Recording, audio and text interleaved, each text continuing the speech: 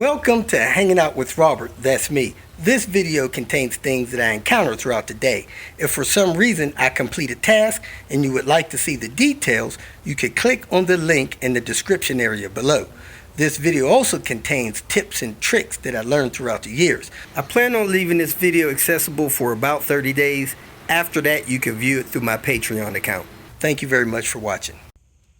Time to get cracking. Hope to get this thing running today. So I got kind of a lot to do. The first thing I'm going to do is bypass the oil cooler lines with this block off plate that one of my local viewers were kind enough to help us with. Then I'm going to hook up this exhaust, put this subframe in, and try to get this thing together. I think I got a fuel filter to put on, distributor stuff, and that's about it. I'll be ready to fire this thing up once I get all the suspension put back together. So let me get started with this oil cooler line block off. Actually, I'm going to wait for that till the owner comes out here, give me something to catch a little oil in. Then I'll do the oil cooler line. So let me start with this exhaust downpipe. Put that sensor in there and put that downpipe on.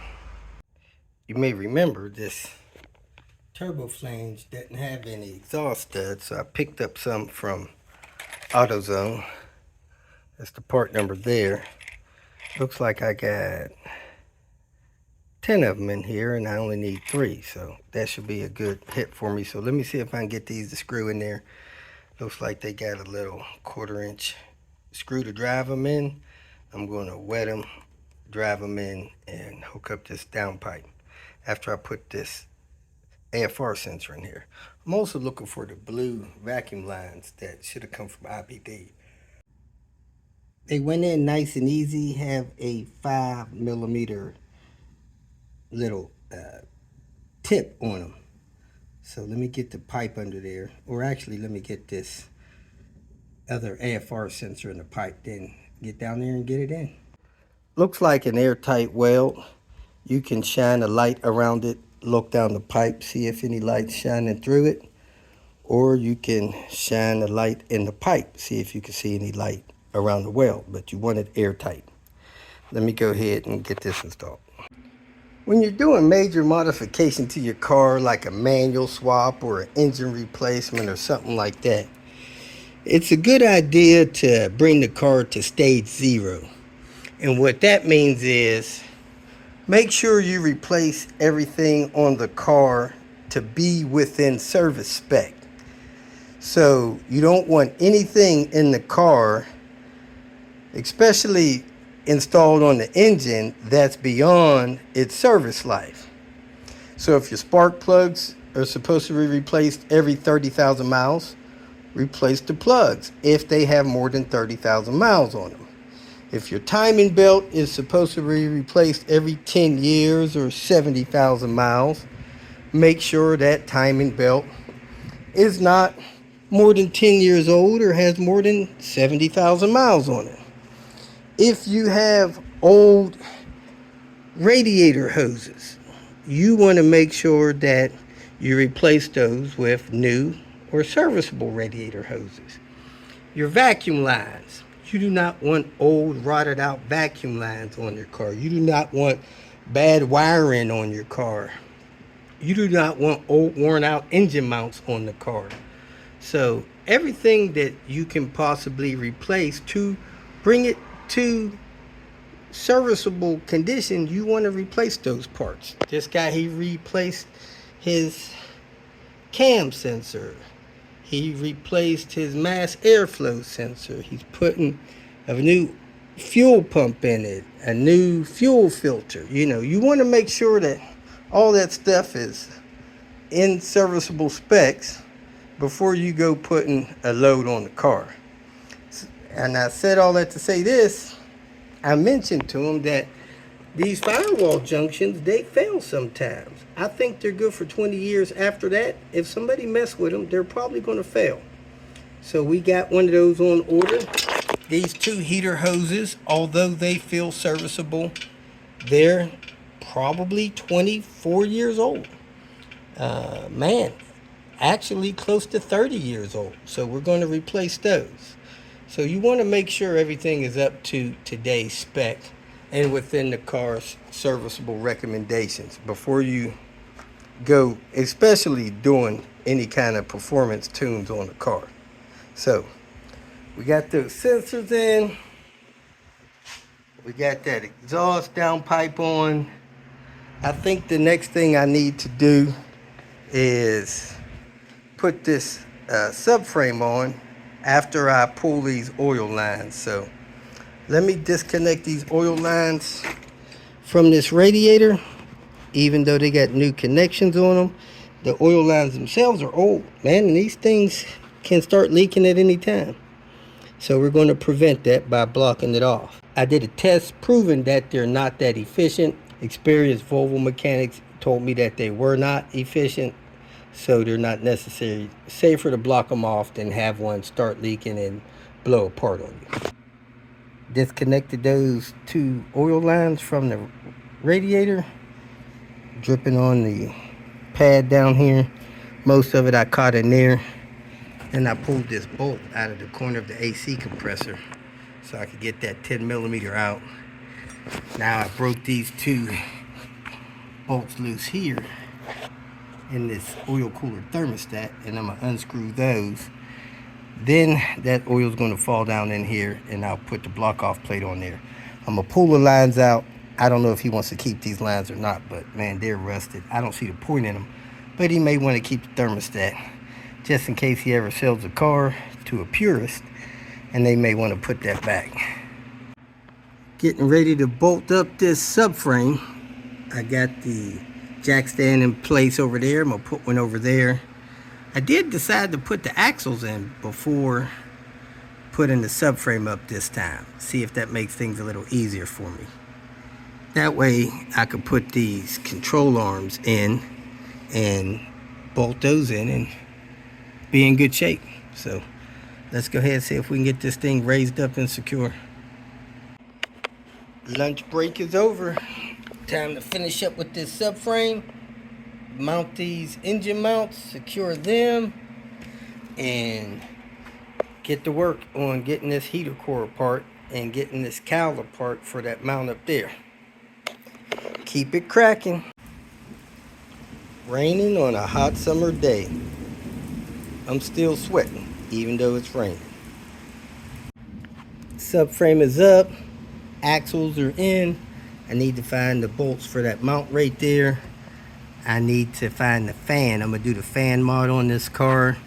Let's give it a little bit more room for the fan. I'm going to tighten in these axle bolts when the car hits the ground.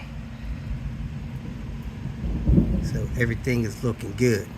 I got to get up top and start plugging some things in up there. Here are those bolts and washers for that mount. And I can remove this engine support. Then I'm going to take this cowling loose, take that mount loose, so I'm ready to put that mount in when it gets here. And I'm going to go inside, remove the heater core so that I can get that firewall junction replaced and start working on those hoses. Whenever you see all those washers on a wiper blade arm, that means somebody has stripped out the transmission. They got this thing being held on by the end of the dang threads. I probably shouldn't even mess with that, but that's the only way to get to this mount. The mount is not totally collapsed like I thought it was, but it does have some splits in it, rubber, so I'm gonna go ahead and pull it to replace it. Let me pull these wiper blade arms off and finish getting this off and get this thing replaced. We're also missing a drain tube like this on the other side. I don't know where that thing is. Or is it laying down back there? Yeah, I think it's laying down back there. Anyway, let me go ahead and finish pulling this off. I have the window cowl off. I have the mount out. I'm underneath, putting on this mount under here. And while I was putting that on over there, I looked up here and seen that there is a fastener trapped under there, and the fastener trapped under there, and it's distorting the bumper here.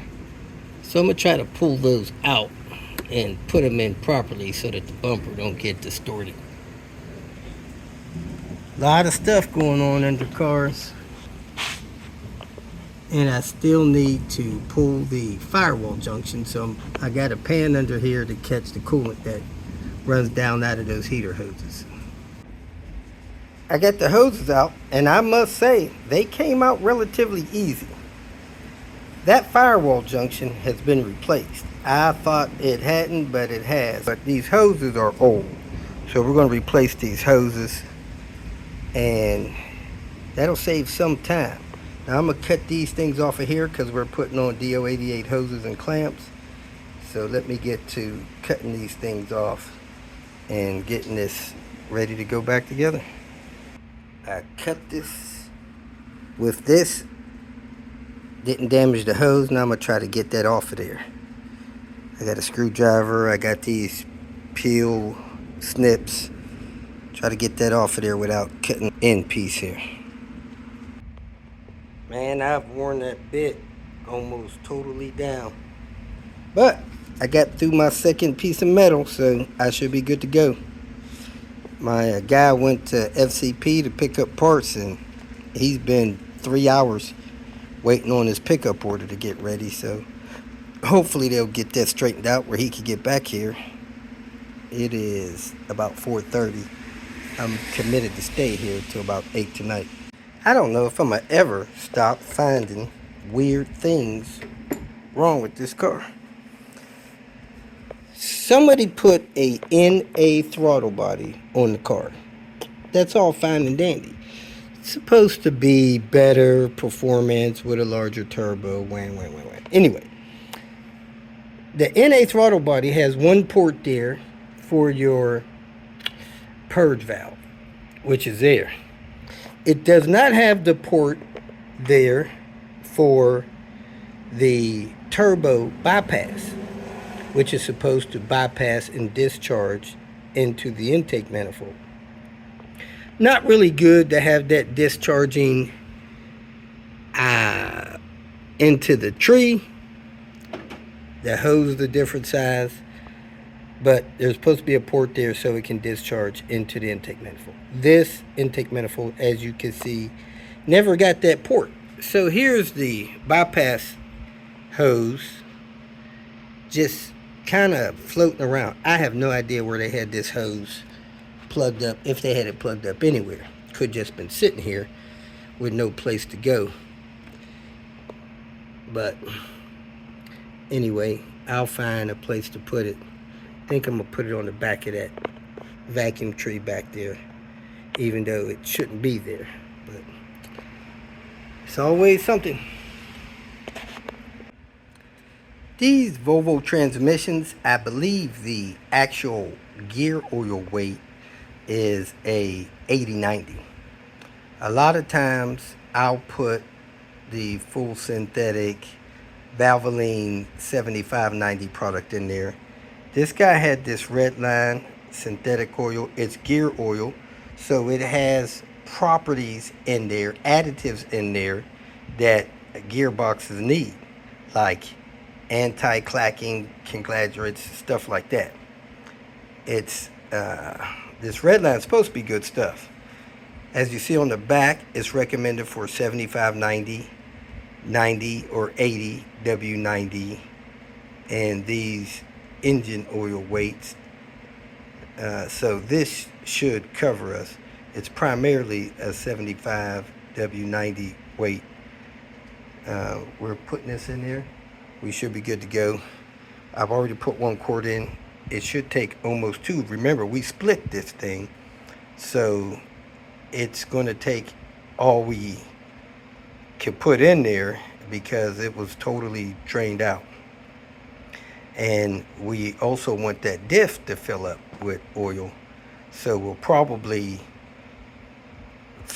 check it after our first test drive and top it off. So that's where we're at. Let me finish putting this in. The owner's manual say this thing takes 2.2 quarts. So I'm probably going to dump this next quart in here and need a little more. Let's keep dumping. I stopped just shy of this bottle being empty. Probably right there on top of the US quart mark. And I went down under the transmission and fluid did start coming out of the transmission. So that's indicating that it's full. However, the car is jacked up a little bit. It's leaning a little bit, not a lot. So I'm not going to say that's a big factor. So either the way that diff is built, taking up more space, may cause the fluid level to be a little off, or there may have been some fluid in the gearing mechanism or something in there. But I'm probably going to dump the rest of this in here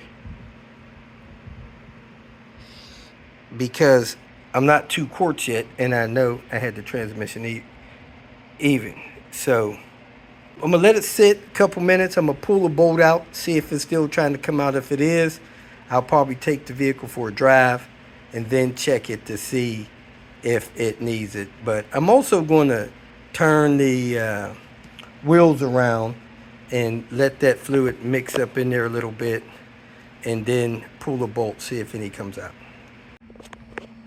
Got the heater hoses installed. The firewall junction was fresh. We got 1 clamp on this hose here, this lower radiator hose. Some people say they put 2 clamps on those hoses up there. I don't know why they would do that. They don't put 2 clamps back here. But anyway, we got that installed. And we got this mount up here installed. Getting ready to put on this cowl and see what I'm going to do about that bolt. I don't know if this bolt is damaged. Looks like this bolt may be damaged. This does not look damaged here. So I'm going to see if I have another bolt in my hardware stash. Just know they had that washer on there for some reason. If you feel that this information was useful, please like it and share it with your social media friends. You can subscribe to my channel so that you will get notifications of future videos that I post. You can follow me on Twitter, and if you need to contact me directly, please visit my website. And if you have any questions, leave them below, and someone or myself will reply to them. Again, thank you very much for watching.